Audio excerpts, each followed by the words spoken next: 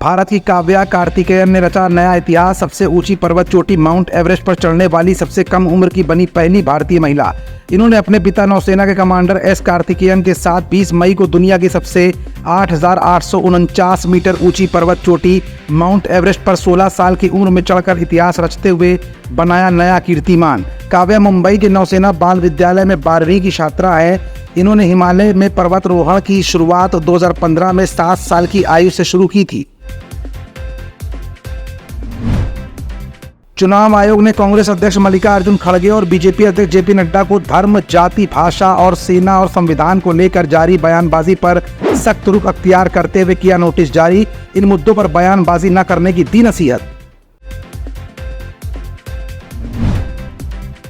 Share बाजार expert ने किया बड़ा दावा, कहा जिस तेजी से भारतीय अर्थव्यवस्था बढ़ रही है 2030 तक बीएसई और एनएसई का market capital 10 trillion US dollar हो जाएगा, जो वर्तमान में 5 ट्रिलियन यूएस डॉलर है।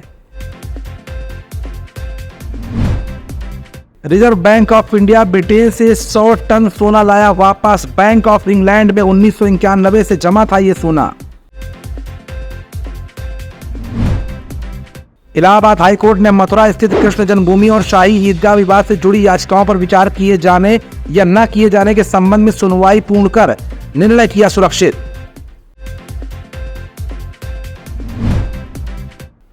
कांग्रेस महासचिव जयराम रमेश ने किया बड़ा दावा, कहा जीतने के 48 घंटे के बाद भावी पीएम के नाम की कर दी जाएगी घोषणा। जयराम रमेश ने यह भी कहा कि संख्या के बारे में वो कुछ नहीं कह सकते, लेकिन इंडिया गठबंधन को निर्णायक बहुमत मिलेगा। कांग्रेस अध्यक्ष मल्लिकार्जुन खड़गे ने पीएम मोदी पर लगाया बड़ा आरोप, कहा पीएम मोदी ने चुनावी रैलियों में 232 बार कांग्रेस का नाम लिया, 421 बार मंदिर मस्जिद का नाम लेकर समाज को बांटने का किया काम।